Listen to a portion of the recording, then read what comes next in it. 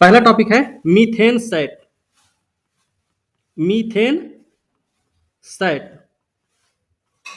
Methane sat क्या है भाई?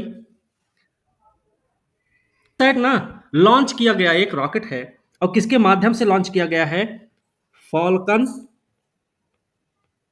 9 से लॉन्च हुआ है, याद रखना है। फॉल्कन 9 किसका है? तो फॉल्कन 9 है स्पेस एक्स का। स्पेस एक्स का नाम है। स्पेस एक्स के बारे में हम कई बार पढ़ चुके हैं, फॉल्कन 9 के बारे में भी कई बार पढ़ चुके हैं, तो उसके बारे में हम इसमें बात नहीं करेंगे, दोहराएंगे नहीं इसके बारे में। याद रखना है इस ये जो मीथेन सैट उपग्रह है, इसको प्रक्षेपित कहां से किया गया है? कैलिफोर्निया से किया गया। कैलिफोर्निया से इसको प्रक्षेपित किया गया है, ये भी बात हमको याद रखने की जरूरत है। ठीक है, ये क्या है, या फिर इसको विकसित करने में किसने किसने साझेदारी निभाई है, हिस्सेदारी किसने निभाई? तो विकसित करने में हिस्सेदारी किसकी किसकी है? तो आप लिख सकते हैं हार्वर्ड विश्वविद्यालय। हार्वर्ड विश्वविद्यालय। इसके अलावा स्मिथ सोनियन एस्ट्रोफिजिकल ऑब्जर्वेटरी। ऑब्जर्वेटरी। साथ ही साथ न्यूजीलैंड अंतरिक्ष एजेंसी।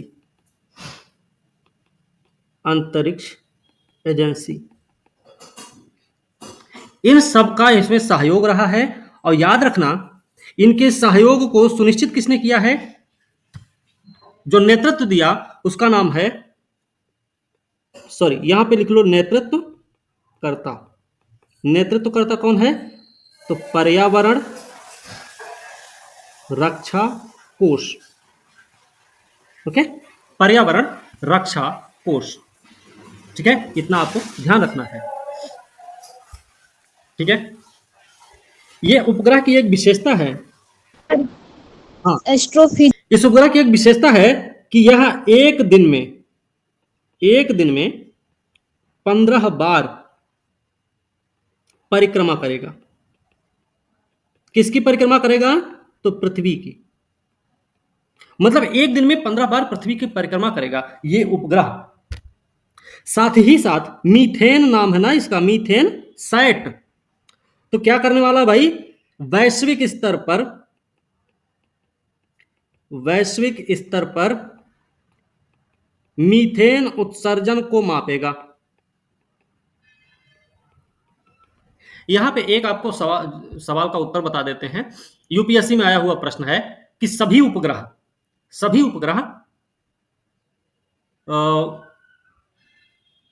पूर्वी छोर से छोड़े जाते हैं। ठीक है, पूर्वी तट से छोड़े जाते हैं। सभी उपग्रह पूर्वी तट से छोड़े जाते हैं, यह स्टेटमेंट गलत रहेगा। क्यों? क्योंकि भाई कुछ ऐसे भी उपग्रह होते हैं जो दक्षिणी छोर से भी छोड़े जाते हैं। हाँ, स्टेटमेंट कुछ ऐसा हो जाए कि अक्सर या ज्यादातर उपग्रह पूर्वी तट से छोड़े जाते हैं, तो बात आपकी सही रहेगी। इन दोनों में अंतर क्या है? अब देखिए, एक शब्द है, अरे क्या हो गया? हाँ, अवकाश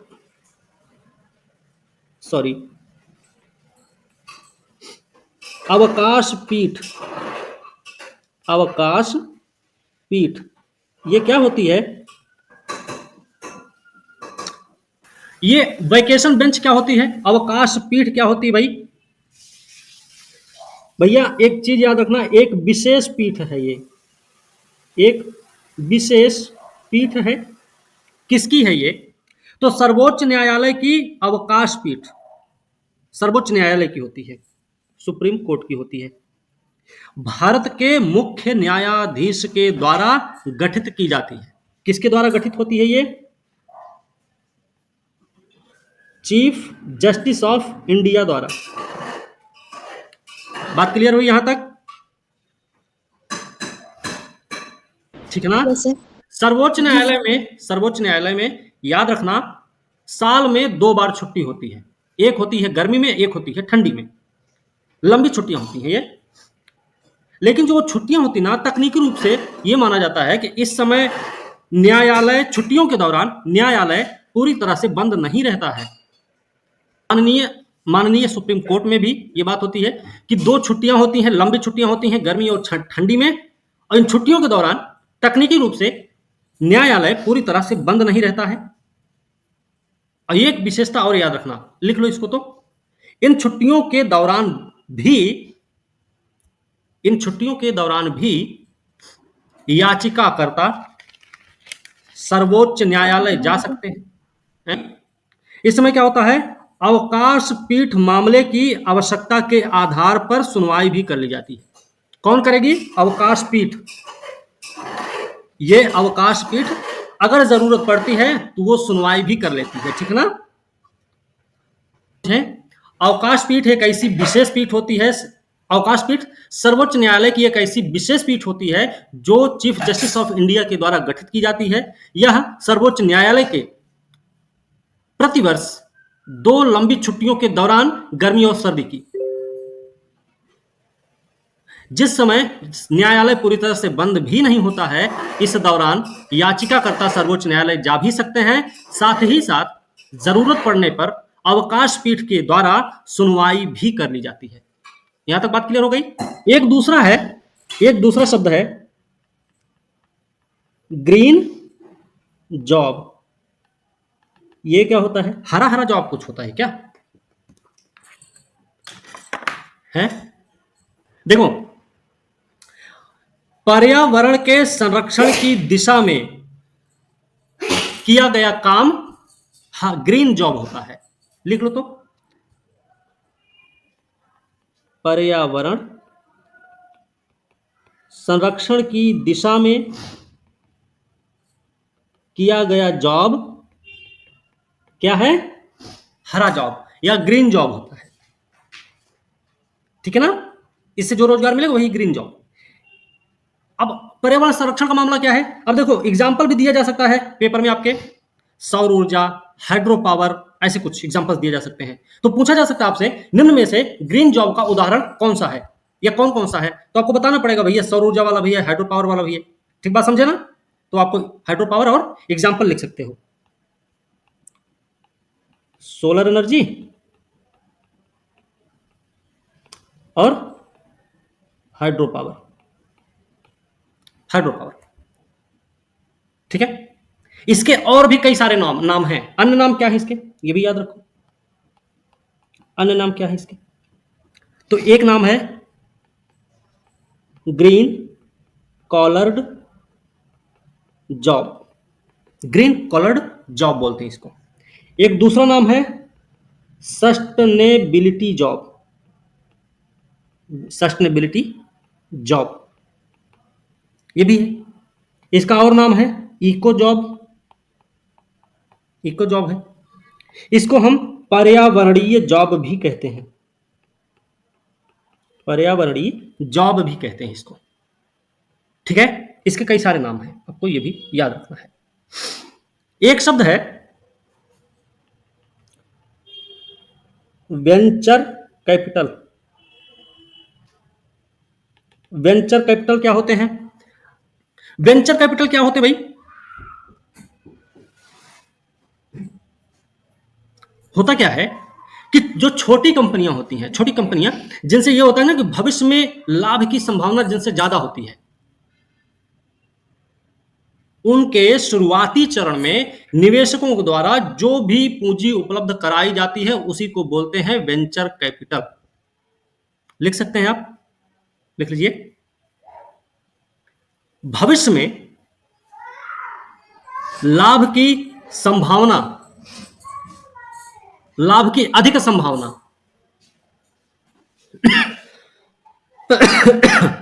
को देखते हुए छोटी कंपनियों के शुरुआती चरण में निवेशकों के द्वारा उपलब्ध कराई जाने वाली पूंजी वेंचर कैपिटल कहलाती है। शुरुआती चरण में निवेशकों द्वारा इसका मॉडल क्या है? मॉडल कौन से मॉडल पे काम करती है ये? देखो, high risk, high risk high return, high risk high return model है, हाई रिस्क हाई रिटर्न। कंपनियां क्या करती हैं, वेंचर कैपिटल उनको जुटाना होता है, लिख लो तो, इसे जुटाने के लिए कंपनियां इक्विटी शेयर जारी करती हैं, इक्विटी शेयर जारी करती हैं। हो गया।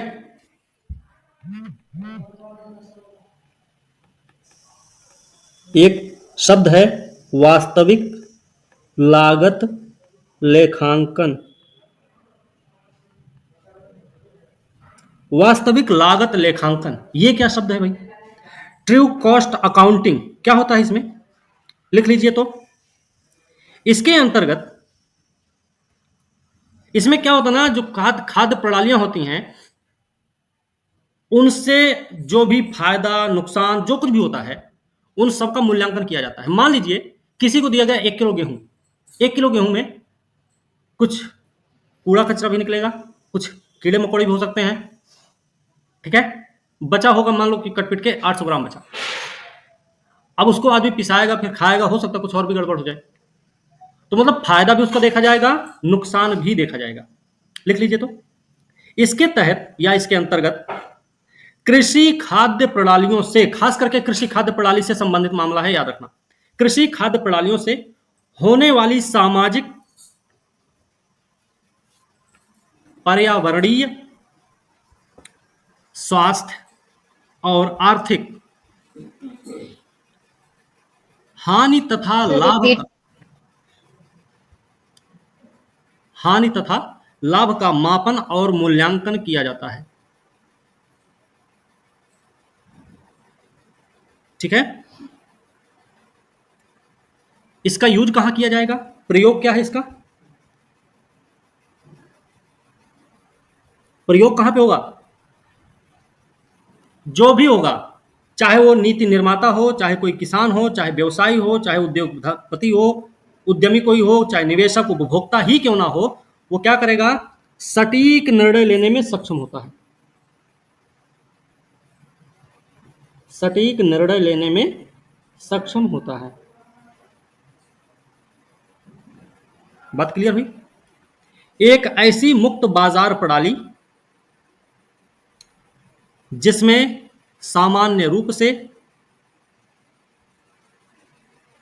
अस्थायी या शॉर्ट टर्म, अस्थायी या शॉर्ट टर्म कार्य अवसर मौजूद होते हैं, ठीक है। इसके तहत जो लोग काम करेंगे उनको बोलते हैं गिग लेबर, और इससे जो उत्पादन होता है उसको बोलते हैं गिग इकोनॉमी, ठीक है ना, ध्यान रखना। इसको और भी एक चीज लिखना, यह यह डिजिटल प्लेटफॉर्म, यह डिजिटल प्लेटफॉर्म और ऑनलाइन, डिजिटल प्लेटफॉर्म और क्या बोले थे, online, online market place, market place से संचालित होती है, संचालित होती है, जो कि गिग लेबर्स को, गिग लेबर्स, गिग लेबर्स को खास तरह की सेवाओं की तलाश करने वाले, खास तरह की सेवाओं की तलाश करने वाले ग्राहकों से जोड़ते हैं, ठीक है। लिखिए तो, लेखांकन की एक ऐसी विधि, लेखांकन की एक ऐसी विधि जिसमें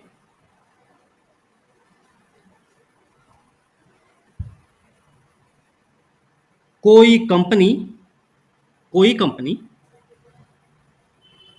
स्वयं की सहायक कंपनी या संबद्ध कंपनी से वस्तु या सेवा की खरीद और बिक्री करती है।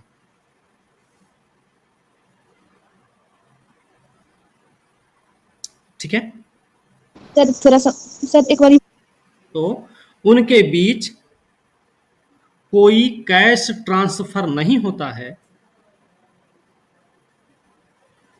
कोई कैश ट्रांसफर नहीं होता है, बल्कि उसे अकाउंट में चढ़ा दिया जाता है। ठीक है,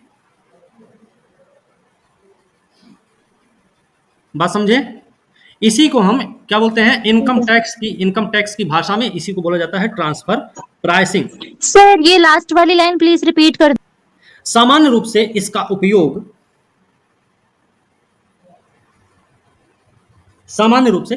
उपयोग कंपनियां अपने कर बोझ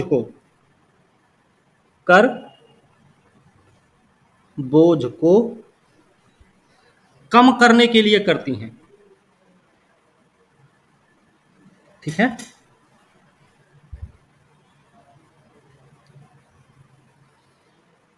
हो गया? Yes sir. ठीक है, एक अगला टॉपिक इसका लिख लो। नागपुर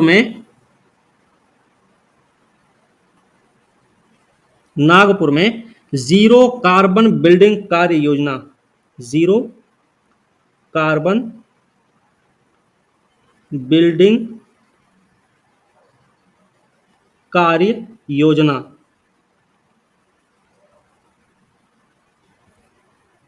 क्या है ये भाई? लॉन्च हुआ है, इसको इंग्लिश में बोलेंगे ZCBAP, ZCBAP। नागपुर में लॉन्च हुआ है, भारत का पहला शहर है जो विशिष्ट zero carbon building action plan launch किया है। नागपुर में किसने लॉन्च किया? भारत सरकार द्वारा लॉन्च हुआ है, महाराष्ट्र सरकार द्वारा नहीं, याद रखना, भारत सरकार द्वारा लॉन्च किया गया, ये बात याद रखनी है। क्या लक्ष्य रखा गया है? लक्ष्य लिख लो, लक्ष्य है 2050 तक सभी इमारतों को नेट जीरो कार्बन इमारत बनाना है। लिख लीजिए, सहयोगी में Nagpur Smart and Sustainable City development corporation limited. इसको क्या लिखेंगे भाई? NSSD है ना, एक मिनट, NSSC होगा यहाँ पे, CDCL होगा, इसका ये शॉर्ट नेम है। दूसरा सहयोगी कौन है? नागपुर नगर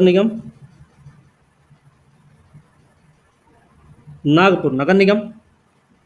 इसके अलावा world resources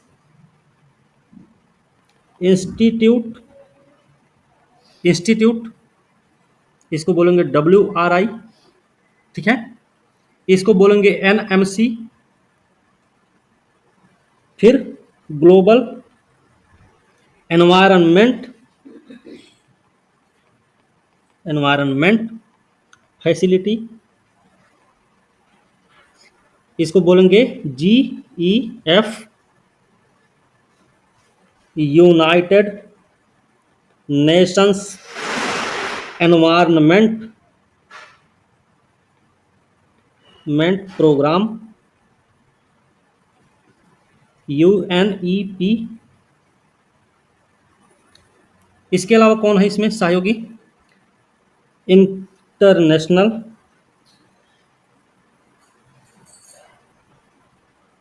council for local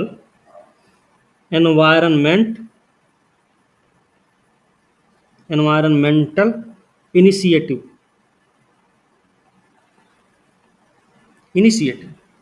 इसको बोलेंगे ICLEI। एक ये भी सहयोगी है, ठीक है। इन सबके सहयोग से ये विकसित किया जा रहा है, ठीक है ना। ओके, ध्यान रखना। इसमें क्या किया जाएगा, इसके तहत क्या होगा भाई कि सार्वजनिक भवन है, सरकारी आवास है, वाणिज्यिक भवन है, उनके साथ घर जो रहेंगे, उन सबके लिए एक रोड मैप तैयार किया जाएगा 2050 तक। 2050 तक जो लक्ष्य रखा गया है कि सभी इमारतों को क्या बनाना है, नेट शून्य इमारत के रूप में तब्दील कर देना है। सर ये जो आपने लास्ट वाला पॉइंट लिख लीजिएगा, यह बिल्डिंग सेक्टर डीकार्बोनाइजेशन, लिख लोगे कि लिख दें, डीकार्बोनाइजेशन को बढ़ावा देने का एक अग्रणी प्रयास भी है,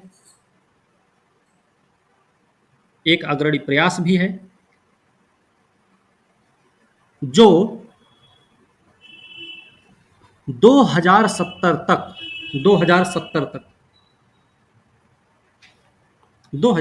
तक भारत के शुद्ध शून्य लक्ष्य में योगदान देता है, ठीक है। भारत के शुद्ध शून्य लक्ष्य में योगदान भी देता है। नेट जीरो का नाम सुना है हम लोगों ने, है ना। इसके सहयोगी कौन कौन है, ये 5 संस्थाएं हैं, नागपुर नगर निगम, Nagpur Smart and Sustainable City Development Corporation Limited, Global Environment Facility, United Nations environment Programme UNEP और International council for local environmental Initiative, ये सब इसके सहयोगी सदस्य हैं।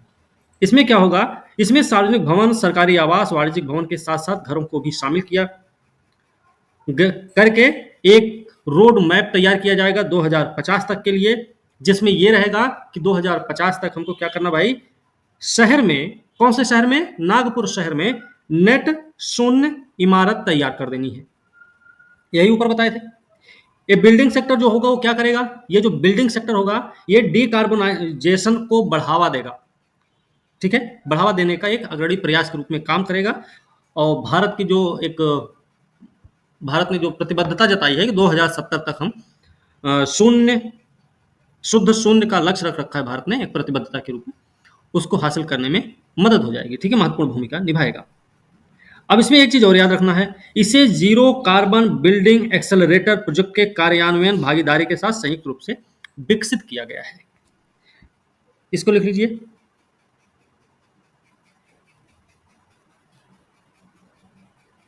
इसे zero carbon building accelerator project के कार्यान्वयन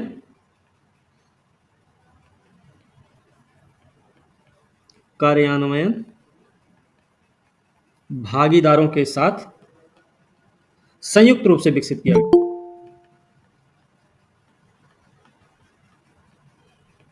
ठीक ना, विकसित किया गया है।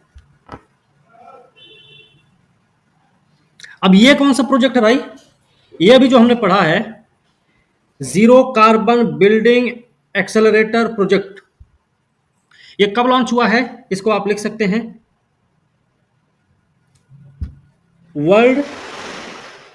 वर्ल्ड रिसोर्सेस इंस्टीट्यूट द्वारा 2021 में लॉन्च किया गया था। 2021 में लॉन्च किया गया था, ठीक है ना। अब अगर zero carbon building accelerator project का आप वो जानना चाहते हैं कि जो शॉर्ट फॉर्म होता है, तो उसका शॉर्ट फॉर्म आप लिख सकते हैं, अगर लिखना चाहते हैं सी बी ए, ZCBA इसका फुल फॉर्म है। ठीक है, ये भी आप नोट कर सकते हैं। अब नागपुर अगर ऐसा बन जाता है तो नागपुर विश्व के उन 6 शहरों में शामिल हो जाएगा जहां पर zero carbon building accelerator project लागू किया जा रहा है। विश्व का 6वां शहर ऐसा होगा।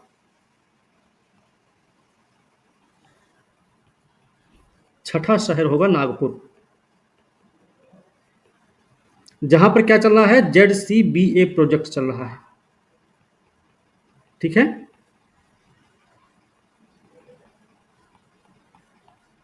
ये भी हमको याद रखने की जरूरत है।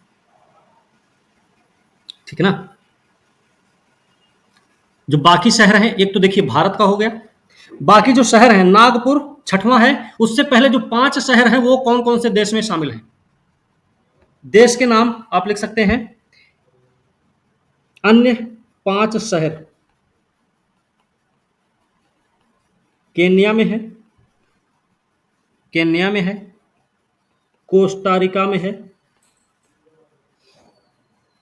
ठीक है, तुर्की में है और कोलंबिया में है। बाकी 5 शहर इन 4 देशों में है। ठीक है ना। हो सकता है ऐसा पूछा जाए, तो आपको ये बात पता होनी चाहिए। अब इसकी जरूरत क्यों है, ZCBAP ये जो प्रोजेक्ट है आपका, zero carbon building accelerator project है, इसकी जरूरत क्यों है। हाँ सर 4 शहर है। हाँ, शहर नहीं, देश है वो। अब zero carbon building action plan की जरूरत क्यों है। भारत में भवन लिख लीजिए, तो जरूरत भी लिख लीजिए ना।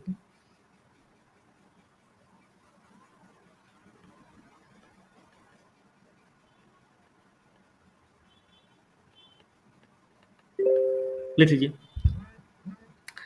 भारत में भवन संबंधी ग्रीन हाउस गैस उत्सर्जन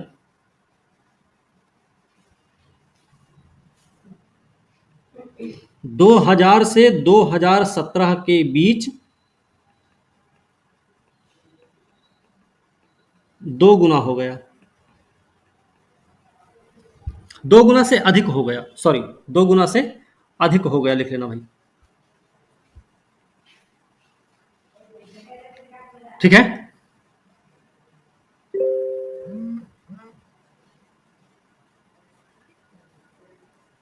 अगला पॉइंट लिख लीजिए, अनुमानतः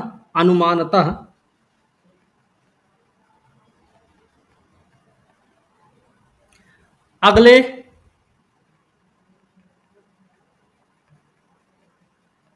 20 से 30 साल में, अगले 20 से 30 साल में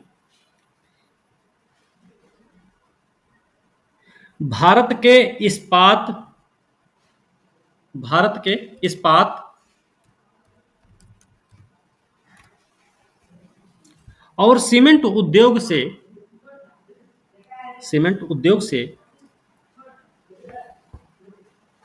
GHG ग्रीन हाउस गैस उत्सर्जन लगभग 3 से 6 गुना तक बढ़ जाएगा।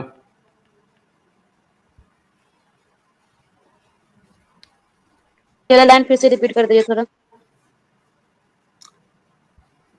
अनुमानतः भारत में ईंट भट्ठे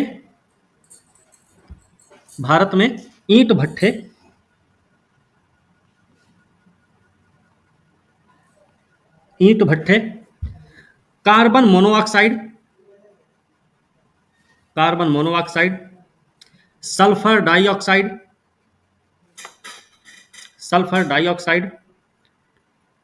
नाइट्रोजन ऑक्साइड और सर एक बार ये पॉइंट यह योजना भारत के राष्ट्रीय स्तर पर निर्धारित योगदान कितना है निर्धारित योगदान राष्ट्रीय स्तर पर भाई भारत का? तो आप देखेंगे 2005 के स्तर तक 2030 तक भारत सरकार की प्रतिबद्धता है कि वो करीब ग्रीन हाउस गैस उत्सर्जन में 45% तक कमी करेगी। 2070 तक जाते जाते वो जीरो करवा देगी। सरकार की ये प्रतिबद्धता है और हमारा राष्ट्रीय स्तर पर जो निर्धारित योगदान है वो यही है ना? निर्धारित योगदान जो कि लिख लीजिए, जो कि 2005 के स्तर से 2030 तक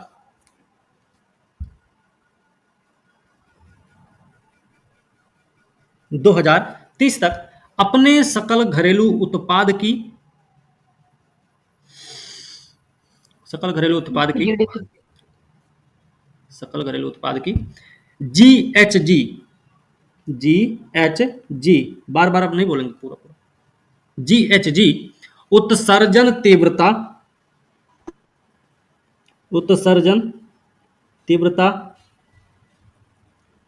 45% तक कम करने तथा 2070 तक शुद्ध शून्य उत्सर्जन तक पहुंचने के लिए देश की रणनीति पर ध्यान केंद्रित करेगा।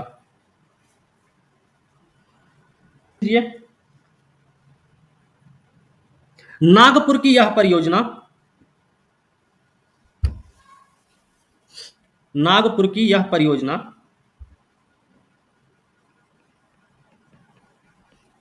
राष्ट्रीय नीतिगत फ्रेमवर्क्स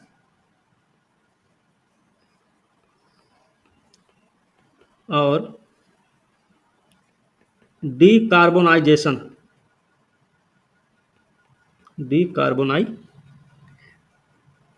में सहायता करने वाली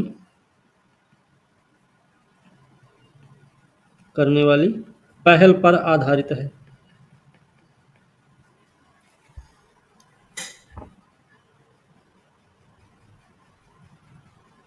ठीक है, हो गया? Very good sir. बहुत बढ़िया।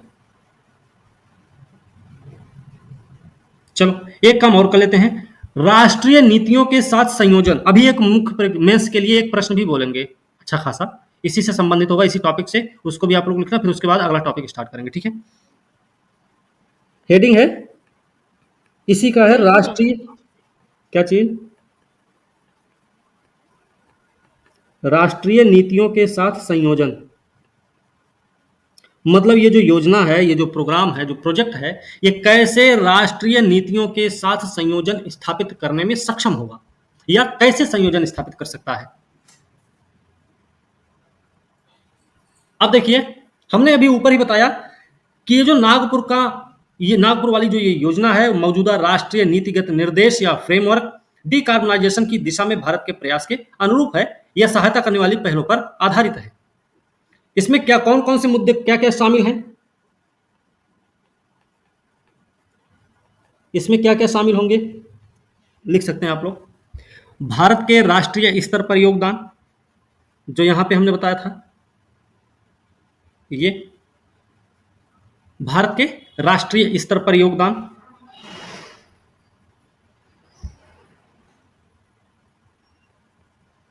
लिख लिए?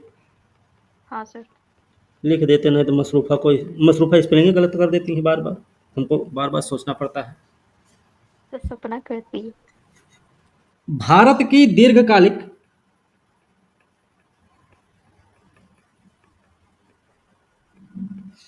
दीर्घकालिक निम्न कार्बन विकास रणनीति है ना। तीसरा कौन सा है? ऊर्जा संरक्षण भवन संहिता। 2017। इसके आगे green building rating system,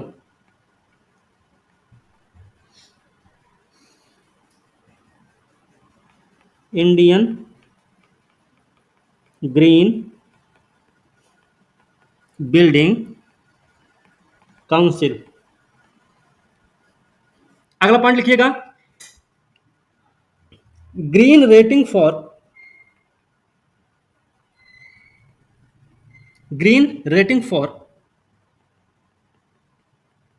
integrated habitat assessment. इसको आप लिख सकते हैं IGBC। इसको क्या लिखेंगे, GRIHA, गृह। ये पूछा गया गृह जो है ना, पेपर में आया हुआ है, आपको याद रखना है इसको। और ध्यान रखना है, ये आपसे नहीं भी पूछा जाएगा, उम्मीद बहुत कम है कि पूछा जाए आपसे कि विश्व का वो 6वां शहर कौन सा है जिसका निर्माण किस पर आधारित है, ZCBA पर, ZCBA प्रोजेक्ट पर आधारित है। ये कम उम्मीद है यूपीएससी में, बीपीएससी में पूछे जाने की, लेकिन ये जरूर पूछा जा सकता है आपसे कि जो राष्ट्रीय नीतियों के साथ संयोजन है उसमें ZCBAP अपनी भूमिका कैसे निभाएगा, किस प्रकार से निभाएगा, या फिर इसमें कौन कौन से तत्व या महत्व या उद्देश्य शामिल हैं। तो आपको ये चीजें याद रखनी होंगी, ये जो अभी लिखवा रहे हैं पीटी में, ये पूछे जा सकते हैं आपसे। वो 6वां शहर 5वां शहर नहीं पूछा जाए, उम्मीद भी कम रखना उसके लिए, लेकिन ये जरूर पूछा जाएगा आपसे। इको निवास संहिता, अगर सर भूटान है सर, एक जो कंट्री है ना ये पूरी है इको निवास संहिता, इको निवास संहिता 2018। अब दो हमने वर्षवार बताए हैं, एक ऊर्जा संरक्षण भवन संहिता 2017, एक इको निवास संहिता 2018। हो सकता है कहीं मिलान करने के लिए आ जाए, या कौन सा सही मिलान नहीं है, सही मिलान है, ऐसा भी करके प्रश्न आ जाए, तो आपको ये भी चीजें इस तरीके से भी ध्यान रखनी है, ठीक है ना। इसके अलावा जीरो कार्बन, मतलब यही जिस पर आधारित है नागपुर प्लान, बिल्डिंग कार्य योजना, ठीक है ना। ये हो गया। अब यहां पे बात करेंगे कि इससे क्या लाभ होगा। ZCBAP, ZCBAP के लाभ क्या हैं, लाभ भी लिख लेते हैं, ठीक है।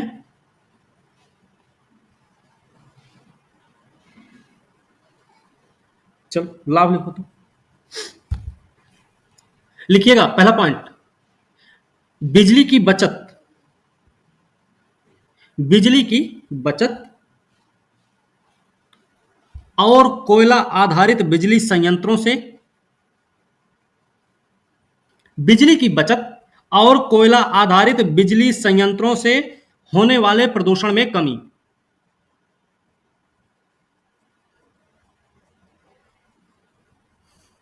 हो गया।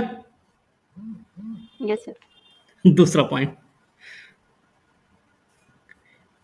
जल शहर को लिखो, दूसरा पॉइंट, शहर को जलवायु परिवर्तन से निपटने के प्रयासों में सहायक होगा।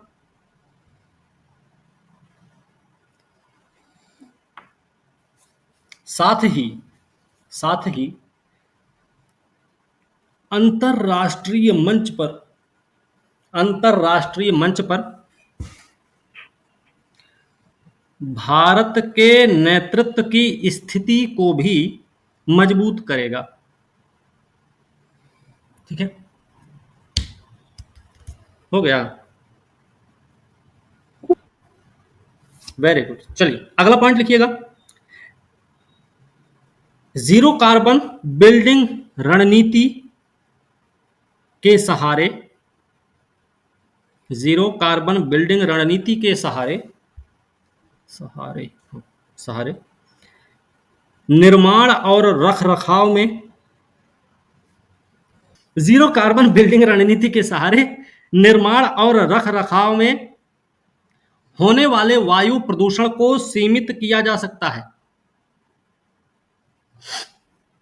ठीक है, पॉइंट लिखिए। स्वच्छ ऊर्जा और हरित निर्माण क्षेत्रों में, स्वच्छ ऊर्जा और हरित निर्माण क्षेत्रों में कुशल नौकरियों का बाजार खुलने से स्थानीय अर्थव्यवस्था को बढ़ावा मिलेगा। हो गया।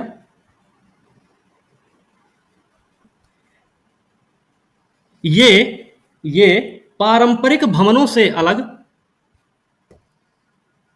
ये पारंपरिक भवनों से अलग निर्माण से लेकर, अलग निर्माण से लेकर रख रखाव और संपूर्ण जीवन चक्र में,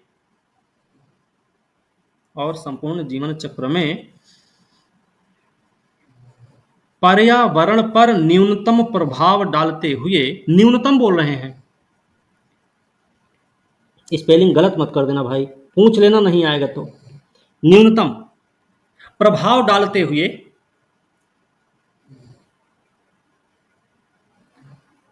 ग्रीन हाउस गैस उत्सर्जन कम करते हैं।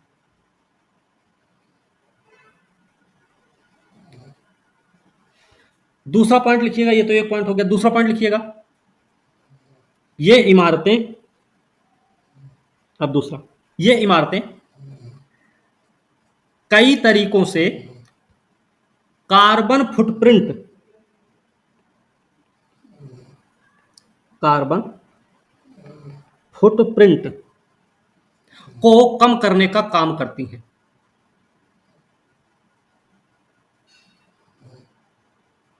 ठीक ना।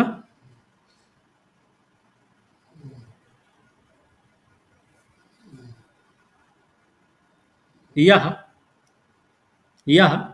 पॉइंट है। अगला पॉइंट, हाँ, यह जीरो कार्बन के लक्ष्य को प्राप्त करते हुए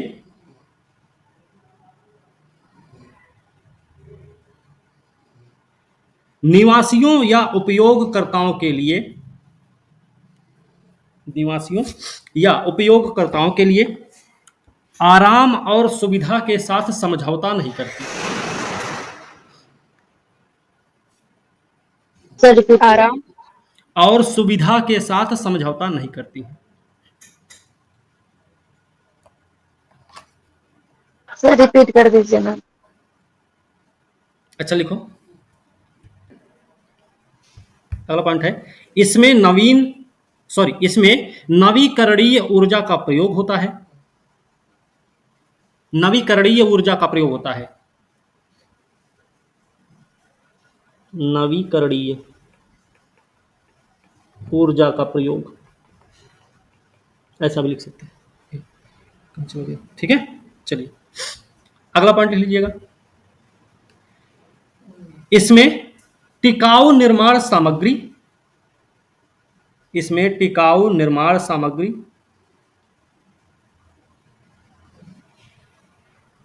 और कम कार्बन उत्सर्जन वाली,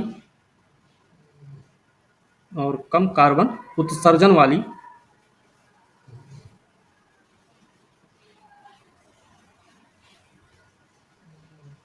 कम कार्बन उत्सर्जन वाली प्रक्रियाओं का प्रयोग किया जाता है।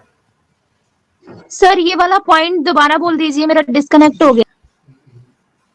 पानी का बेहतर प्रबंधन,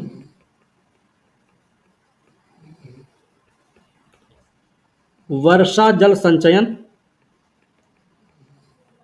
वर्षा जल संचयन, अपशिष्ट जल पुनर्चक्रण, पुनर्चक्रण शामिल रहता है। ठीक है, हो गया। अगला पॉइंट, जीएचजी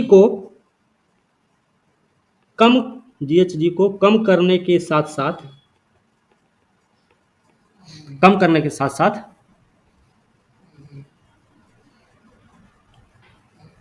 अन्य सहलाभ भी मिलते हैं।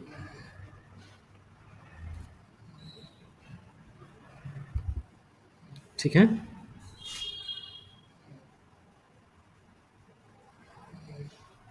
ओके, हो गया। एक चीज और लिख सकते हैं, यस सर। एक चीज और, विजुअल और कंफर्ट, सॉरी, विजुअल और थर्मल कंफर्ट में सुधार, विजुअल और थर्मल कंफर्ट में सुधार। इसमें क्या होगा ना कि इमारत के भीतर में सही तापमान का भी ध्यान रखा जाएगा, साथ ही साथ प्राकृतिक प्रकाश की उचित व्यवस्था अगर रहेगी, मतलब प्राकृतिक प्रकाश की उचित व्यवस्था हो, उसके लिए अनुकूल वातावरण भी प्रदान करता है। ठीक है ना, विजुअल और थर्मल कंफर्ट में सुधार का मतलब है कि इमारत के भीतर में सही तापमान के साथ साथ प्राकृतिक प्रकाश की अगर उचित व्यवस्था है तो उसके लिए भी अनुकूल वातावरण भी प्रदान करेगा। ठीक है, साथ ही साथ और लिख सकते हैं एक पॉइंट, हवा की गुणवत्ता में भी सुधार होगा।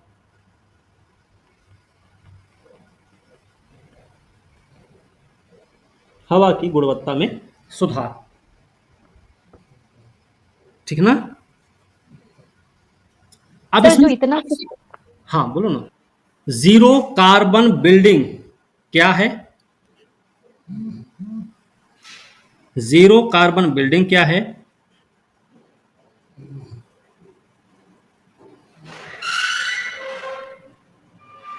इतना हुआ। इसके बाद लिखिएगा, जीरो कार्बन बिल्डिंग कार्य योजना के प्रमुख लाभों का वर्णन करते हुए, जीरो कार्बन बिल्डिंग कार्य योजना के प्रमुख लाभों का वर्णन करते हुए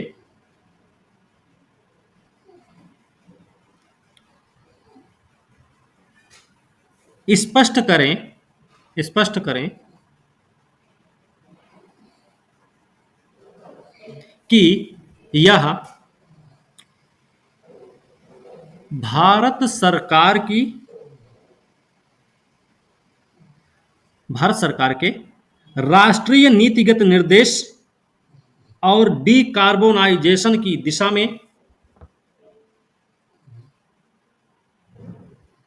में किए गए प्रयासों के अनुरूप है।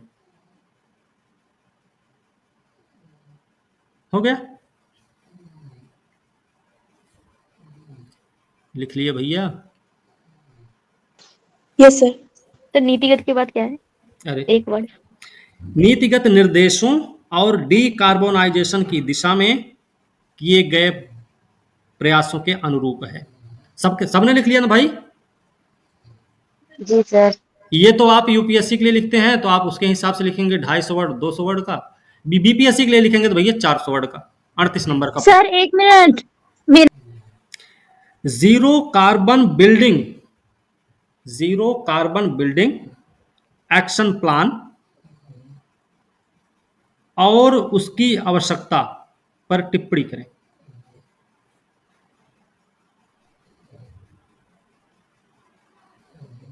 ठीक है, हो गया, जी सर। बस। हमारा अगला टॉपिक है, देश की पहली under water metro train. Kolkata. Very good, देश की पहली अंडर वाटर मेट्रो ट्रेन कहां बनी भाई? प्रधानमंत्री जी द्वारा इसका उद्घाटन किया गया है। देश की पहली अंडर वाटर मेट्रो ट्रेन है, जगह का नाम है कोलकाता। प्रधानमंत्री जी द्वारा इसका उद्घाटन हुआ है। ठीक है, ये कहां पे है? हुगली नदी सर। हाँ, हाँ, लिख लीजिए, हुगली नदी के नीचे, हुगली नदी के नीचे। किसके बीच में चलेगी? लिख लीजिए, एक टनल बनाया गया है हावड़ा मैदान से लेकर किसके बीच में? एस्प्लेनेड सेक्शन तक। ठीक है, सर ये क्या है? ये 520 मीटर। और कितनी देर में पार करेगी? 45 सेकंड में पार कर जाएगी। 45 सेकंड में पार करेगी 520 मीटर, है ना? ये ध्यान रखना। और ये सर भारत तो में, एक नदी से दूसरा नदी में जाएगी तो पांच वहां तक अरे का। एक नदी से दूसरे नदी में क्यों जा रहे? हुगली नदी ना भाई, हुगली नदी के नीचे चल रही है ना? हुगली नदी के नीचे ही चल रही है। 520 मीटर की दूरी है हावड़ा मैदान से लेकर एक्सप्लेन सेट सेक्शन तक है ये। इसकी दूरी उतनी होगी और क्या, तभी ना चल रहा है इससे। अरे ये थोड़ा लंबा होगा हावड़ा मैदान से एस्प्लेनेड सेक्शन जो होगा ना, थोड़ी लंबाई में होगा, लेकिन जितनी दूर में ये अंडर वाटर मेट्रो ट्रेन चलने वाली है वो उसकी लंबाई इतनी सिर्फ होगी, मात्र 520 मीटर। ठीक है, चलो। सर ट्रेन की लंबाई। ठीक है, सॉरी। जन औषधि दिवस। सर हो गया ये। हाँ, जन औषधि, जन औषधि दिवस कब मनाया जाता है? जन औषधि दिवस भाई हर साल मनाया जाता है 7 मार्च को।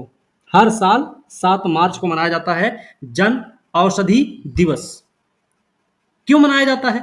उद्देश्य क्या है इसका? लिख लो। लोगों के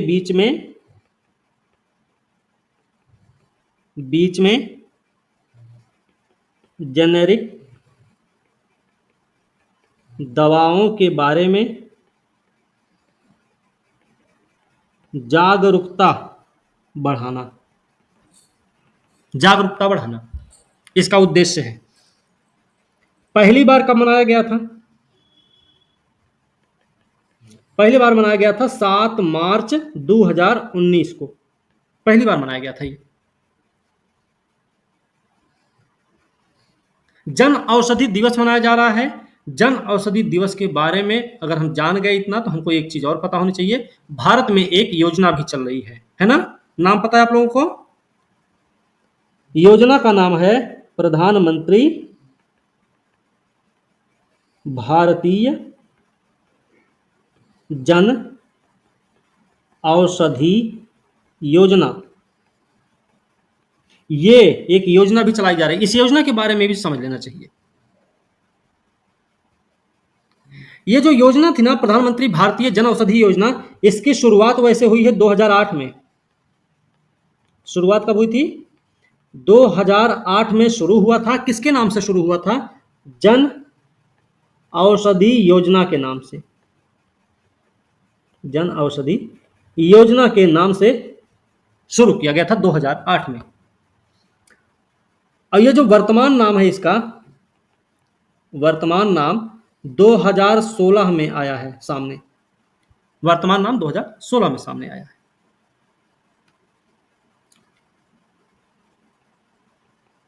इसका क्रियान्वयन किसके द्वारा किया जाता है?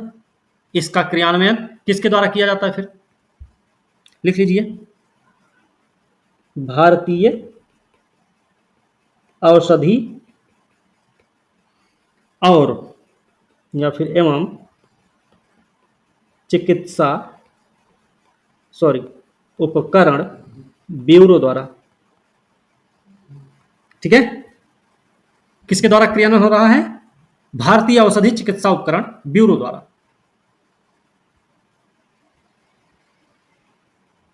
अब ये जो आपका भारतीय औषधि चिकित्सा उपकरण ब्यूरो है,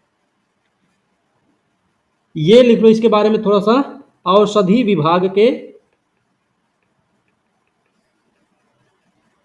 प्रशासनिक नियंत्रण के तहत काम करता है। प्रशासनिक नियंत्रण के तहत कार्य करता है। इस योजना के माध्यम से क्या काम किया जाता है भाई? जेनेरिक दवाओं से संबंधित मामला है, तो जेनेरिक दवाएं लोगों को दी जाती हैं, नागरिकों को दी जाती हैं। कितने दाम में? कम दाम में दी जाती हैं। ठीक है, नागरिकों को जेनेरिक दवाएं कम मूल्य पर प्रदान की जाती हैं। ठीक है, क्या है? इंदिरा गांधी प्यारी बहना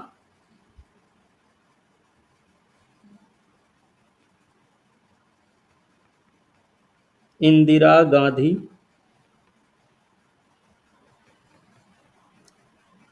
प्यारी बहना सुख सम्मान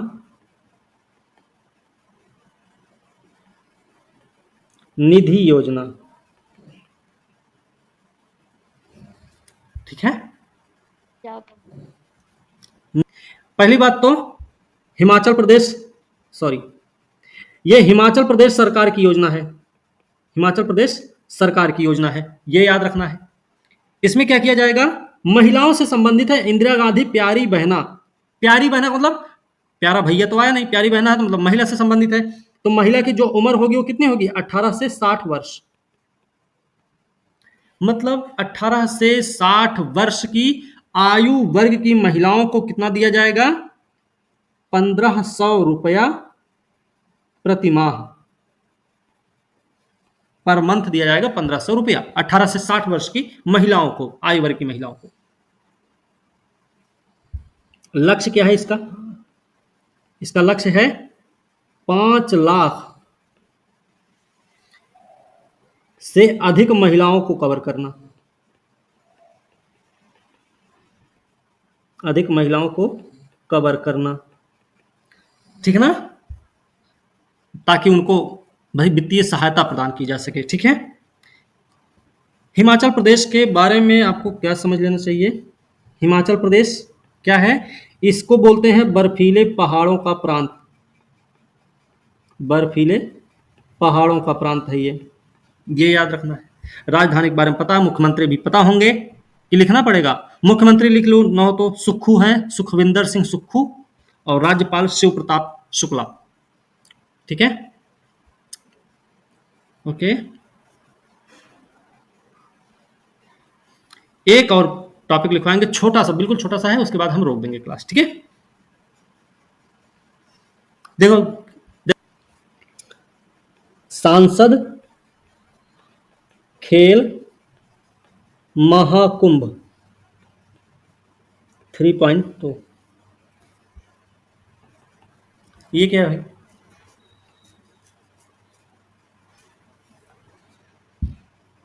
इसका आयोजन कहां किया गया है?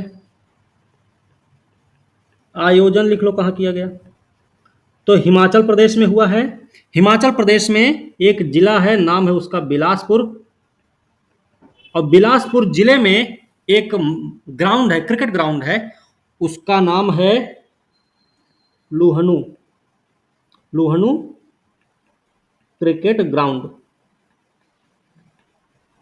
यहीं पर इसका आयोजन हुआ है। हिमाचल प्रदेश के बिलासपुर जिले में लुहणु क्रिकेट ग्राउंड में इसका आयोजन किया गया।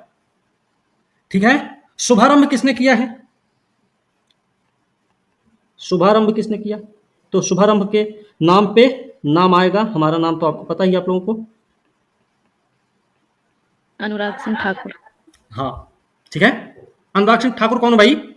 केंद्रीय सूचना प्रसारण युवा मामला खेल मंत्री। ठीक है, ध्यान रखना। इसमें क्या हुआ? कौन कौन सा खेल हुआ इसमें?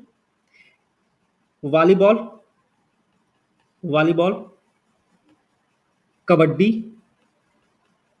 Kabaddi, cricket, basketball, athletics.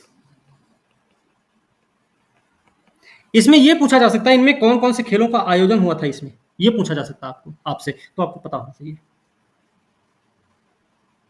ठीक है, इस खेल का, ये सांसद खेल महाकुंभ भले है, लेकिन इसमें एक चीज और याद रखना है। क्या याद रखना भाई? गांव या फिर पंचायत स्तर, पंचायत स्तर की टीम शामिल होगी। होगी क्या? हुई है। ठीक है, और याद रखना, लड़का लड़की के लिए, सबके लिए अलग अलग श्रेणियां हैं, लड़का लड़की दोनों के लिए अलग अलग श्रेणियां हैं। ठीक है, हो गया। अब सब रहने दीजिए। सानन जल विद्युत परियोजना, ये क्या है? सानन जल विद्युत परियोजना कहां पर है भाई? किसी को मालूम है? सानन जल विद्युत परियोजना केंद्र सरकार का मामला है। केंद्र सरकार ने ये हिमाचल प्रदेश और पंजाब दोनों के बीच का मामला है। दोनों राज्य अपना अपना दावा करते हैं इस पे। तो केंद्र सरकार ने भी क्या किया है, जैसी जो स्थिति है उसको वैसे ही बरकरार रखने की बात की है। ठीक है, अब क्या हुआ कि पंजाब सरकार ने इस दावे को, पंजाब सरकार क्या किया है, पंजाब सरकार सुप्रीम कोर्ट में याचिका दायर कर दी है सानन जल विद्युत परियोजना को लेकर। प्रश्न हो सकता है, सानन जल विद्युत परियोजना अभी हाल ही में चर्चा में रही, इसके प्रमुख कारण क्या रहे, चर्चा में क्यों रही है? तो चर्चा में क्यों रही? क्योंकि जो दावा करने वाले दो राज्य हैं उनमें से कोई एक राज्य जिसका नाम है पंजाब, वो सुप्रीम कोर्ट में याचिका दायर की है अपने दावे को लेकर। ठीक है, इतना हमको ध्यान में रखना है। क्या है ये? 1922 में इस परियोजना की परिकल्पना की गई थी। याद रखना है, वहां के मुख्य अभियंता तब हुआ करते थे, अंग्रेज ही कोई रहे होंगे मुख्य अभियंता। उनका नाम क्या था? तो नाम है कर्नल बट्टी। इन्होंने ही क्या किया था, इसकी परिकल्पना की थी। कर्नल बट्टी पंजाब सरकार के तत्कालीन मुख्य अभियंता थे। इन्होंने ही इसकी परिकल्पना की थी, सानन बिजली परियोजना की। इसकी जो क्षमता थी वो थी 110 मेगावाट की। 110 मेगावाट की इसकी क्षमता रही है। ठीक है, ओके, ये ध्यान रखना है। अब ये कहां पे पड़ता है? तो हिमाचल प्रदेश में है, जाहिर सी बात है। हिमाचल प्रदेश में भी कहां है? तो मंडी जिला है भाई, मंडी जिला, आप ध्यान रखो, मंडी जिला है। मंडी जिला में भी कहां है? तो जोगिंदर नगर में है, जोगिंदर नगर में है। ठीक है, इतना हमें ध्यान रखना है। बाद में क्या किया गया, 1925 में पंजाब को 99 साल के पट्टे पर दे दिया गया, पट्टे पर दे दिया गया, पट्टे पर दे दिया गया। अब देखिए प्रश्न का तरीका क्या होता है। यहां पर एक शब्द का यूज हुआ है, पट्टा। गांव में ग्राम प्रधान होता है ना, सरपंच होते हैं, तो ये सब क्या करते हैं, पट्टे पर पट्टा अलॉट करवाते हैं। आप लोगों को पता होगा पट्टा के बारे में, यूपी के जो हैं उनको तो पता ही होगा, बाकी हो सकता है बिहार में कुछ और बोलते हों। तो पट्टा से संबंधित यूपीएससी में प्रश्न पूछा गया है एक बार। और पट्टा का मतलब क्या होता है? पट्टा का मतलब होता है एक भूखंड है, भूखंड का एक हिस्सा है जिस पर आपको अधिकार दे दिया जाता है उस प्रधान की तरफ से या उस सरपंच की तरफ से। ठीक है, 5 नहीं 10 साल का, नहीं 5 साल का मेरे ख्याल से काम है उसमें, 5 साल का है। 5 साल का है, हाँ। 5 साल तक अगर आपने उस पट्टे वाली जमीन पर कोई भी निर्माण काम नहीं किया, या तो आप खेती करें या फिर आप पेड़ लगाएं या दीवार की बाउंड्री घिरवा दें या उस पर अपना जानवर बांधने लगे, कुछ भी कर सकते हैं। इन सब में से एक नल भी वहां पे रखवा सकते हैं, मतलब गड़वा सकते हैं। अगर आपने इन सब में से कोई भी ऐसा काम नहीं किया है उस पट्टे वाली जमीन पे, तो वो पट्टा आप पर निरस्त हो जाएगा। बात समझे? इसको थोड़ा सा ध्यान रखना है, एग्जाम में आया हुआ प्रश्न है।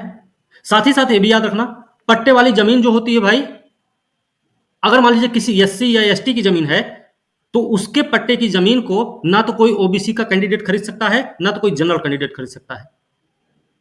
वो आपस में चाहे जो करे, एससी एससी को बेच सकता है, एसटी एसटी को बेच सकता है, लेकिन कोई जनरल कैटेगरी या ओबीसी कैटेगरी वाला व्यक्ति उसको नहीं खरीद सकता है। तो 1925 में पंजाब को 99 साल की लीज पर दे दिया गया था। पट्टे पर मंडी के तत्कालीन जो राजा थे जोगिंदर बहादुर और कर्नल था बीसी बेट्टी ने हस्ताक्षर भी किए थे। ये जो पट्टा दिया गया, 99 साल का जो पट्टा दिया गया था पंजाब को, इस पर हस्ताक्षर करता कौन कौन थे? 2 लोग हैं। वहां का एक शासक है, राजा, क्या नाम उसका? मंडी का राजा जोगिंदर, ठीक है, जोगिंदर नगर में ही है। और दूसरा कौन है? कर्नल बट्टी, है ना, कर्नल बट्टी और जोगिंदर, इन दोनों लोगों ने उस पट्टे पर साइन किया था। क्लियर हुआ यहां तक? किसी को डाउट है? क्लियर है। ठीक है, इसका जो पहला चरण है, पहला चरण कब पूरा होता है? सॉरी, 1932 में शुरू हुआ। कितने मेगावाट के साथ? 48 मेगावाट के साथ शुरू हुआ था। ठीक है, अब याद रखना है, पहला चरण इसका ये रहा है। अच्छा, अब ये लीज पर जो दिया गया 99 साल के, इसको लिखने की तो जरूरत है नहीं, 1925 में दिया गया है, मतलब कितना साल हो गया? अगर 2025 आएगा तो 100 साल हो जाएगा, तो मतलब 2024 में ही ये समाप्त होने वाला है। समाप्त होने वाला नहीं, 2 मार्च को ही समाप्त हो गया। ठीक है, समाप्ति कब हो रही है? 2 मार्च 2024 को समाप्त हो जाएगा, समाप्त हो गया। अब क्या है? पट्टा समाप्त। जो हिमाचल प्रदेश सरकार कह रही है कि पट्टा खत्म हो गया, अभी हमारा होना चाहिए, उसका एक दावा यह भी है, क्योंकि यह परियोजना अब खराब स्थिति में जा चुकी है, मतलब जर्जर अवस्था में चली गई होगी। भाई 99 साल की लीज पर मिला था, मजाक, लंबा समय हो गया, हो सकता कुछ अपना टूट फूट मच गया उसमें। तो हिमाचल प्रदेश सरकार यह कहती है, सुखविंदर सिंह सुक्खू वहां के सीएम है, मुख्यमंत्री हैं, तो वो कहते हैं कि पंजाब सरकार इसकी मरम्मत नहीं करवा रही है। इन्होंने ये भी दावा किया है। अब देखिए पंजाब सरकार का क्या दावा है। पंजाब सरकार ये कह रही है कि इस आजादी से पहले इस परियोजना से अविभाजित पंजाब, अविभाजित पंजाब का मतलब पंजाब, हरियाणा, हिमाचल प्रदेश, तीनों की बात हो रही है एक साथ। बात समझे ना? अविभाजित पंजाब का मतलब तीनों क्षेत्र की बात हो रही है। कह रहे हैं कि आजादी से पहले इस परियोजना से अविभाजित पंजाब और दिल्ली को भी पानी मिलता था। तो विभाजन के बाद लाहौर को पानी की आपूर्ति बंद कर दी गई है और अमृतसर के वेरका गांव में इसकी ट्रांसमिशन लाइन भी बंद कर दी गई।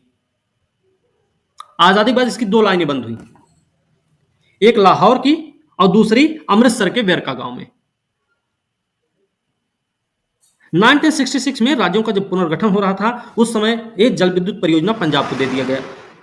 क्यों दिया गया? इसलिए पंजाब को दे दिया गया क्योंकि हिमाचल प्रदेश उस समय एक केंद्र शासित प्रदेश के रूप में स्थापित था। हिमाचल प्रदेश कोई राज्य नहीं था, ठीक है, वो एक केंद्र शासित प्रदेश हुआ करता था 1966 में, इसलिए वो पंजाब के हवाले कर दिया गया। अब क्या है कि केंद्रीय सिंचाई ऊर्जा मंत्रालय ने क्या किया कि 1 मई 1967 को जारी किया एक केंद्रीय अधिसूचना। उस केंद्रीय अधिसूचना के माध्यम से केंद्रीय सिंचाई ऊर्जा मंत्रालय ने 1967 में राज्यों को आवंटित कर दिया, इसे मतलब राज्य को आवंटित मतलब पंजाब को दे दिया कि भैया ठीक है, आपका मामला है, आप ले लो। बात समझे? प्रवाल विरंजन पर हाई अलर्ट जारी किया गया। प्रवाल विरंजन पर हाई अलर्ट जारी किया गया।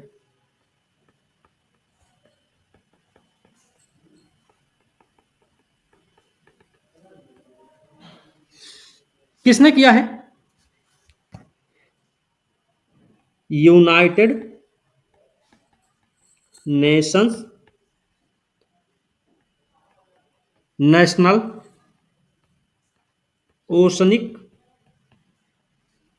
एंड एटमॉस्फेरिक एडमिनिस्ट्रेशन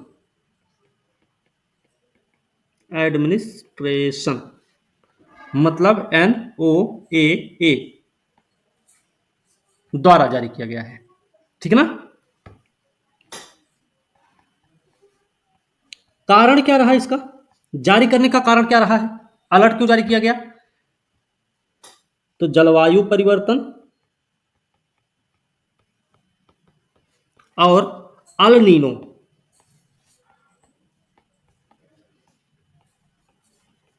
जलवायु पैटर्न के कारण, ठीक है, जलवायु पैटर्न के कारण किया गया है। ठीक है, किसने जारी किया? तो UNOAA ने किया है। क्यों किया है? जलवायु परिवर्तन और अल नीनो जलवायु पैटर्न के कारण। ठीक है, प्रवाल विरंजन को कोरल ब्लीचिंग बोलते हैं। ठीक ना? अच्छा, प्रवाल विरंजन क्यों हो रहा है? इसकी घटना में प्रवाल विरंजन में वृद्धि क्यों देखी जा रही है? सबसे बड़ा कारण है, लिख लो, प्रवाल विरंजन का मुख्य कारण समुद्री तापमान की वृद्धि है, NOAA ने बताया है। ठीक है, हो गया, लिख लीजिए। तो समुद्री पारिस्थितिकी तंत्र, समुद्री पारिस्थितिकी तंत्र क्षतिग्रस्त हो जाता है, क्षतिग्रस्त हो जाता है। अब पारिस्थितिकी तंत्र अगर क्षतिग्रस्त हो रहा है तो भैया मछली पालन में हानि होगी, मछली पालन में हानि होगी। इसके अलावा पर्यटन उद्योगों को नुकसान होगा, उद्योगों को नुकसान होगा, है ना। इसका तीसरा पॉइंट बना के, मतलब अगला पॉइंट बना के लिख लो। NOAA के अनुसार, NOAA के अनुसार वैश्विक ब्लीचिंग की घटना, वैश्विक ब्लीचिंग की घटना 2014 से 2017 तक देखी गई। इन्होंने क्या बताया, 2014 से 17 के बीच में वैश्विक ब्लीचिंग की घटना देखी गई है। फिर great barrier reef, great barrier reef में लगभग 1/3 मूंगे नष्ट हो गए थे, लगभग 1/3 मूंगा नष्ट हो गया। ये कहां पे है भाई, किसी को पता है क्या?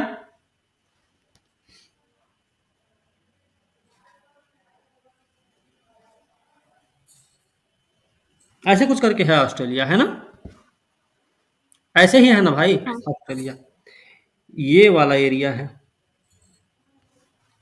Great barrier reef, east west north south. कहां पे पड़ेगा ये?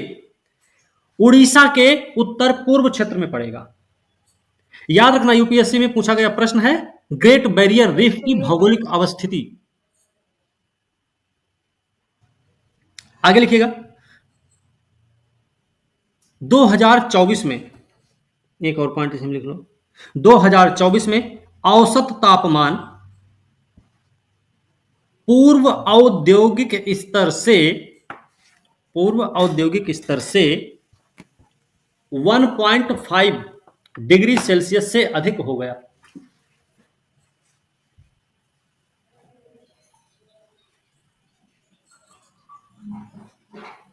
हो गया सर एक बार पूरा रिपीट कर दीजिए ये लाइन।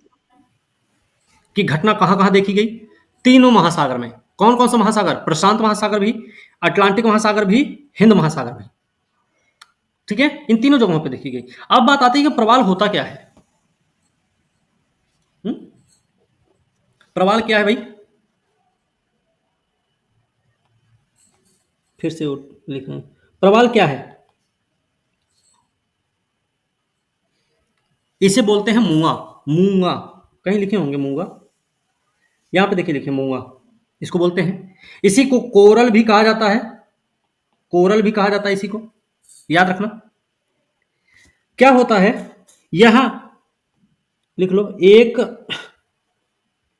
समुद्री अकशेरुकी प्राणी होता है,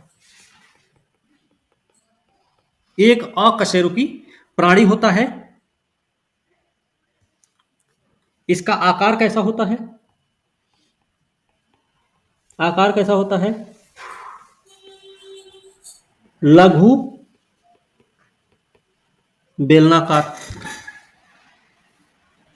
लघु बेलनाकार इसका आकार है, और लघु बेलनाकार होने के कारण इसको बोलते हैं पॉलिप,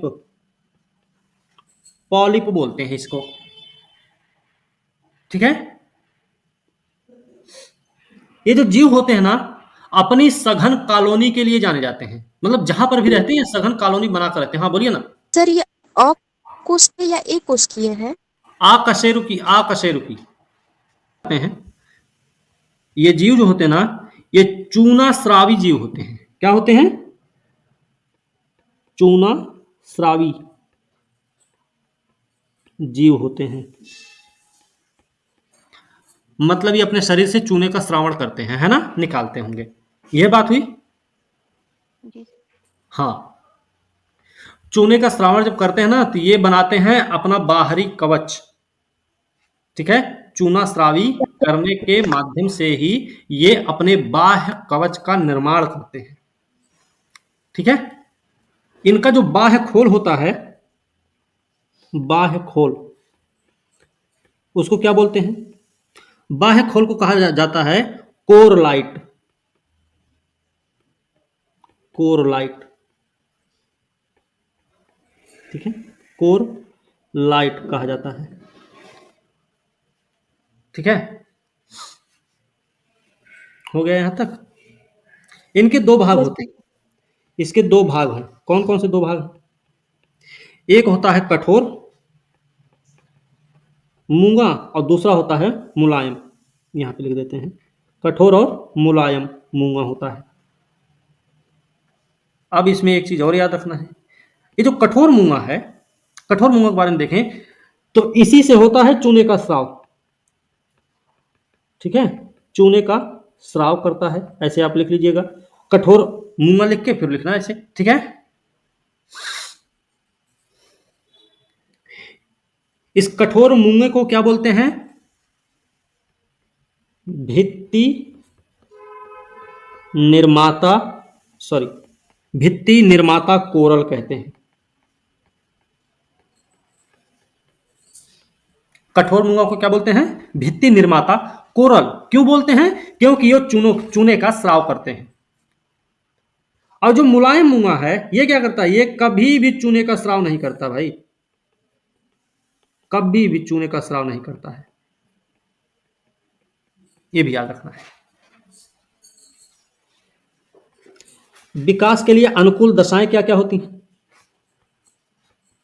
विकास के लिए अनुकूल दशाएं, दशाएं क्या क्या होती हैं इसकी? लिख लो। उष्णकटिबंधीय महासागर में पाए जाते हैं। पहली बात, उष्णकटिबंधीय महासागर में पाए जाते हैं। आप क्षेत्र लिखना चाहते हैं तो 30 डिग्री नॉर्थ से 30 डिग्री साउथ के बीच में ये भी आप लिख सकते हो। तापमान कितना चाहिए इनको? इनके विकास के लिए तापमान कितना होना चाहिए? 20 से 21 डिग्री सेंटीग्रेड। 20 से 21 डिग्री सेंटीग्रेड तापमान उपयुक्त होता है इनके लिए। ठीक है, यह भी बात याद रखना। एक चीज और याद रख सकते हैं इसमें, 18 डिग्री सेंटीग्रेड से नीचे के तापमान पर प्रवाल मरने लगते हैं। क्या है?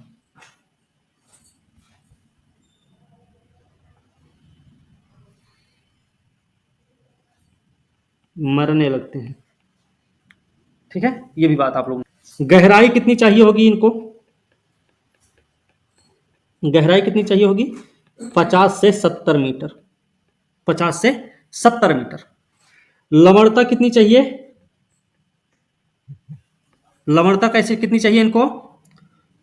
32 प्रति हजार से 42 प्रति हजार। प्रति हजार, समझे? ये लवणता का मानक है। हमने ये परसेंटेज में हम लिखते हैं ना, इसको प्रतिशतता में, प्रतिशत को व्यक्त करते हैं ऐसे, लेकिन प्रतिशत में सिर्फ हम इसको इस तरीके से लिख देते हैं, इस तरीके से। जब प्रति हजार लिखना होता है तो इसमें एक और पॉइंट लिख देते हैं, तो ये प्रति हजार हो जाता है। ठीक है ना, ये बात भी याद रखनी है आपको। क्लियर हुआ? ठीक है। और भी क्या दशाएं चाहिए होंगी? अन्य दशाएं क्या चाहिए विकास के लिए? ऐसी जगह चाहिए जहां पे बिल्कुल एकदम समतल क्षेत्र हो। ऐसे चोटी वाला एरिया होगा तो वहां पे नहीं हो सकते। ये एकदम मेज की तरह आकार चाहिए इनको, है ना? तो आप लिख लो सागरीय, लिखो सागरीय चबूतरा। सागरीय चबूतरा चाहिए इनको। डूबे हुए ज्वालामुखी द्वीप, ज्वालामुखी द्वीप, पर्वत या पठार के भाग,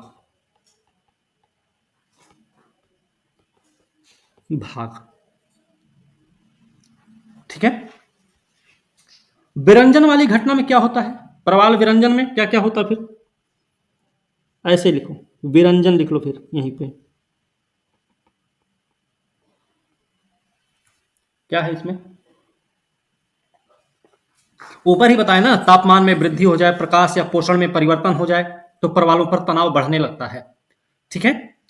प्रवाल अपने ऊतकों में निवास करने वाले सहजीवी शैवाल, इनका जो शैवाल होता है, सहजीवी शैवाल होता है, उसको निष्कासित कर देते हैं फिर, और उसको नाम बोल देते हैं जूजेंथेले।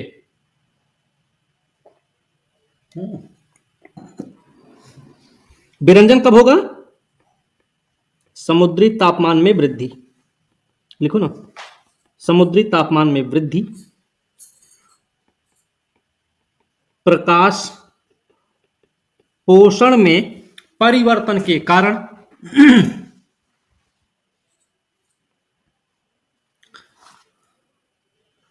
प्रवालों पर तनाव बढ़ने के परिणाम स्वरूप,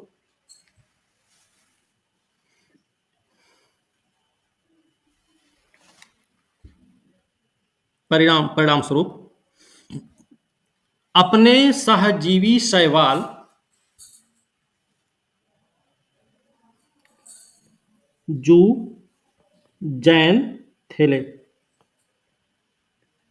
जूजेंथेले को निष्कासित कर देते हैं, ठीक है। निष्कासित करने से क्या होगा,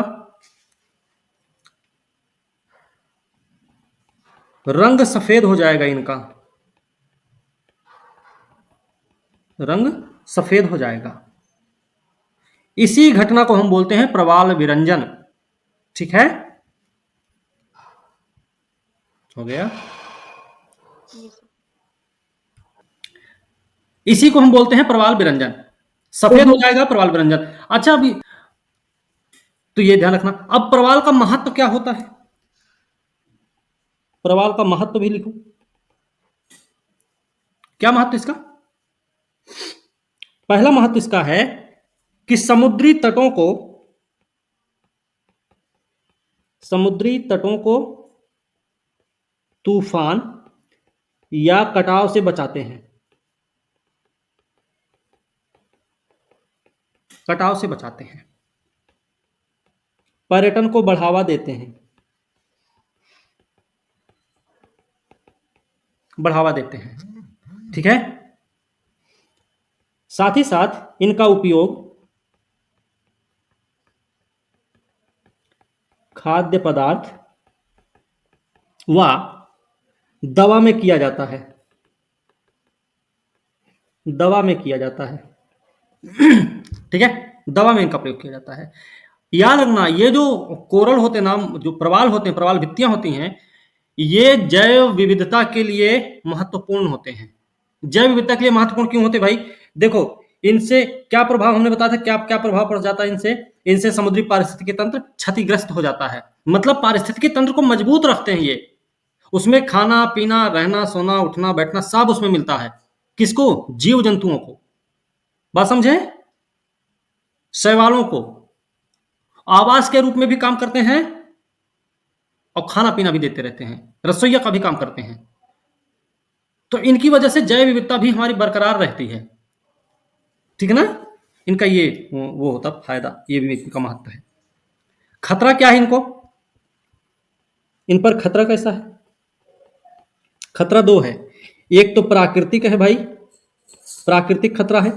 प्राकृतिक खतरा कौन कौन सा है, तापमान वृद्धि,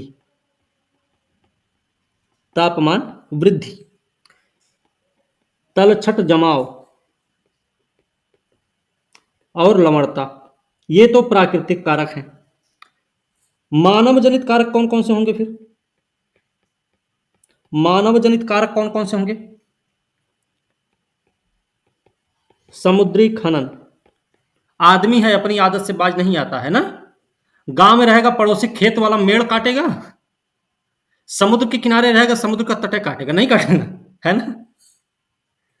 और ज्यादा दिक्कत होगी तो जमीन कम दिखेगी तो 4 टाली माटी दूसर के जमीन में गिरवा देगा, ये भी तो हमारे थे, है ना। कल तक तो भैंस बांधते थे यहीं पे, आदमी है तो आदमी समुद्री खनन भी करता है।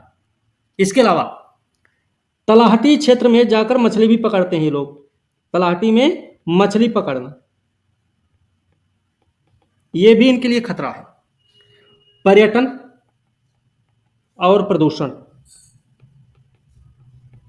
है ना। वैश्विक प्रयास किए गए हैं फिलहाल, संरक्षण के प्रयास भी लिख लो। क्या संरक्षण के प्रयास किए गए? वैश्विक स्तर पर क्या प्रयास हुए हैं? वैश्विक स्तर पर global coral reef R and D accelerator platform. Bharat में क्या हुआ है? भारत में भी कुछ हुआ होगा, भारत का भी पता होना चाहिए। तो राष्ट्रीय तटीय मिशन कार्यक्रम, ठीक है। तो इनके संरक्षण के प्रयास हुए हैं। बात करेंगे क्योंकि ग्रेट बैरियर रीफ को देखकर रीफ पर खतरा मंडराया, उसकी वजह से ये चर्चा में रहा है। तो ग्रेट बैरियर रीफ कहां है? फिर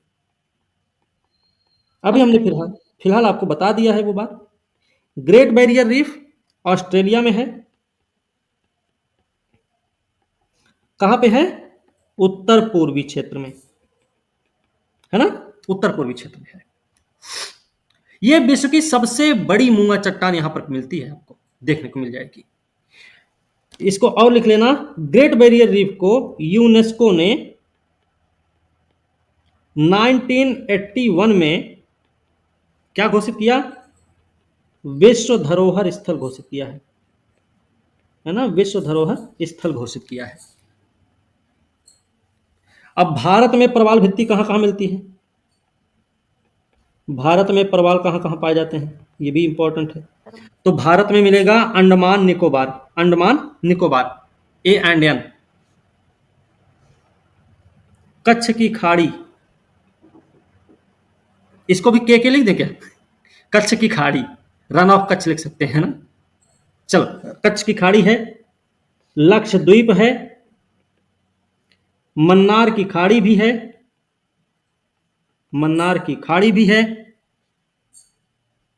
खंबात की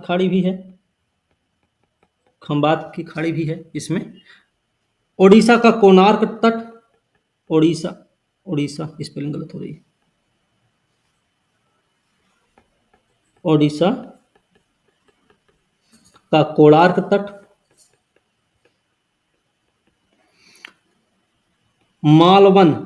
मालवन और विजयदुर्ग का तट कहां पर है? ये महाराष्ट्र। नेत्रानी द्वीप कहां है? कर्नाटक, है ना। इन सब क्षेत्रों में ये पाए जाते हैं भारत में। याद रखने की जरूरत है थोड़ी सी। मालवन देखिए, अभी हाल फिलहाल में भी और भी तरीके से चर्चा में रहा है, कई बार चर्चा में आ चुका है ये, तो थोड़ा सा इसका इंपॉर्टेंट हो, इसको याद रखना है, ठीक है। हो गया?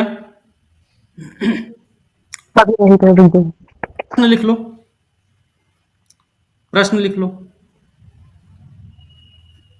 बोलिए सर। प्रवाल विरंजन क्या है? नहीं सॉरी, हाँ ठीक है। प्रवाल विरंजन क्या है? इसके प्रमुख कारणों का वर्णन करते हुए प्रवाल पर संक्षिप्त टिप्पणी कीजिए, ठीक है, संक्षिप्त टिप्पणी कीजिए। सर रिपीट कर दीजिए। कैवम बादल चर्चा में रहा है, क्यों रहा है? नासा का कोई एक उपग्रह है जिसने एक विषम छेद का पता लगाया है। 13 उपग्रह नाम है इसका। 13 उपग्रह नासा द्वारा हवाई जहाज के कारण बना विषम छेद का पता लगाया है। ठीक है ना? कहां पर देखा गया? इस विषम छेद को कहां देखा गया है? तो 2 जगह पे देखा गया। एक तो देखा गया है मैक्सिको की खाड़ी के ऊपर, मैक्सिको की खाड़ी के ऊपर, और दूसरा फ्लोरिडा के तट पर, फ्लोरिडा के तट पर देखा गया। ठीक है? और ये जो बादल रहे इन्हीं को बोलते हैं कैवम बादल। ठीक है? कैवम बादल इन्हीं को बोला जाता है। कैवम बादल के बारे में अगर हम बात करें तो कैवम बादल होल पंच क्लाउड, इसे क्या बोलते हैं? होल पंच क्लाउड, या फिर लिख लो फॉल स्ट्रेक होल भी कहते हैं। होल पंच क्लाउड का मतलब है किसी की टक्कर होने की वजह से छेद हो गया हो, तो वही है। ठीक है ना? होल पंच क्लाउड कहते हैं या फिर ये बोलते हैं। इसका निर्माण कैसे होता है? अल्टो क्यूमुलस बादलों की परतों के बीच से जब कोई हवाई जहाज तीव्र कोण बनाते हुए गुजरता है तब। ठीक है? बात समझे? ठीक है? हवाई जहाज अपेक्षा जब तीव्र कोण से गुजरता है तब इसका निर्माण हो जाता है। ये मध्य स्तर के बादल होते हैं जिनमें सुपरकूल पानी की बूंद होती है। अब यहां पे बात आती है सुपरकूल पानी क्या है? फिर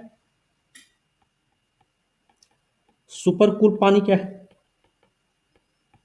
सुपरकूल पानी का मतलब है शून्य तापमान से नीचे लेकिन फिर भी तरल रूप में जो उपस्थित होगा वही है सुपरकूल पानी।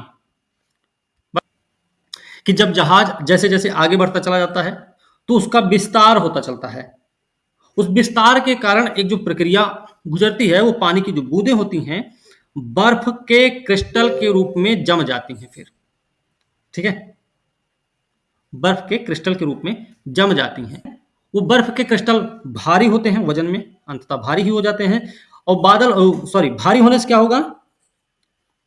जी सर। हाँ, वो क्रिस्टल के रूप में जमी हुई बर्फ की बूंदें क्या होती हैं? भारी होने की वजह से जब बादल से की परत से बाहर गिरती हैं तो उसी से बादलों में एक छेद बन जाता है। इसी छेद वाले बादल को हम कैवम बादल बोलते हैं। और याद रखना, ये जो रहस्यमयी बादल होते हैं ना, ये 13 साल से अधिक समय में बनते हैं।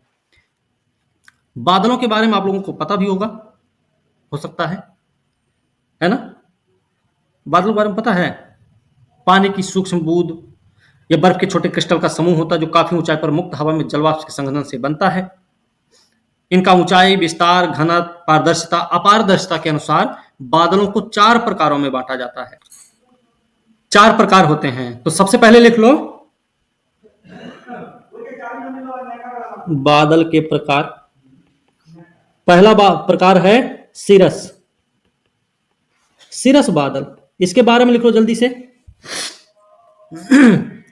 ऊंचाई लिखो, इनकी ऊंचाई 8,000 से 12,000 मीटर। हो गया? Yes sir. ठीक है। पंख जैसे, दूसरा पॉइंट इसमें लिखना, पहला हो गया फिर दूसरा हो जाएगा। पंख जैसे दिखने वाले पतले बादल होते हैं। पंख जैसे दिखने वाले पतले बादल। रंग लिख लो सफेद। रंग लिख लो सफेद। दूसरा प्रकार क्या है? क्यूमुलस बादल। क्यूमुलस बादल लिखो, रुई की तरह दिखते हैं, रुई की तरह दिखते हैं। ऊंचाई लिखो 4000 से 7000 मीटर, 4 to 7000, ठीक है, 4000 से 7000 मीटर। ओके,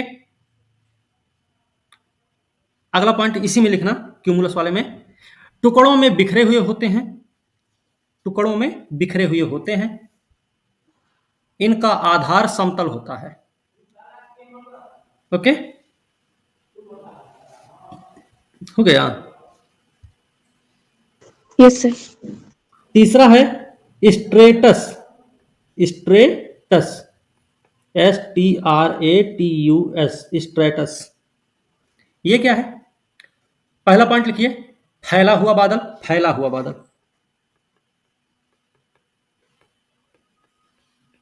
फैला हुआ बादल। दूसरा पॉइंट, आकाश के बड़े हिस्से को ढकने वाले परतदार बादल, इसी में पॉइंट लिखना है, आकाश के बड़े हिस्से को ढकने वाले परतदार बादल।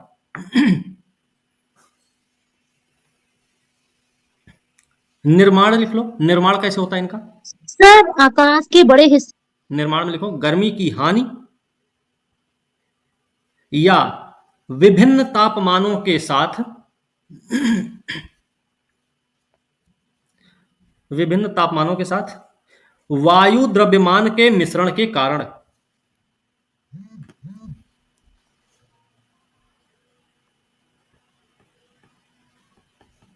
एक है निम्बस,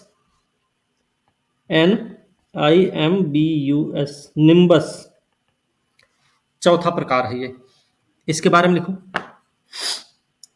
रंग लिखो, रंग, गहरे भूरे रंग या काले रंग के, गहरा भूरा रंग या काला रंग, ठीक है। जी सर।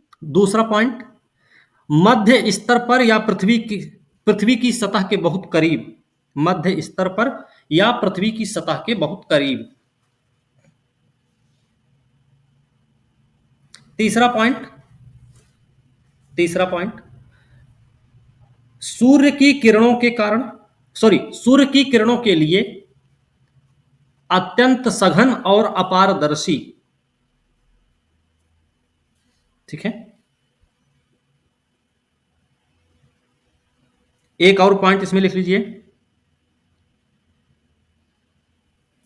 ये बादल, ये बादल मोटी वाष्प के आकारहीन समूह होते हैं।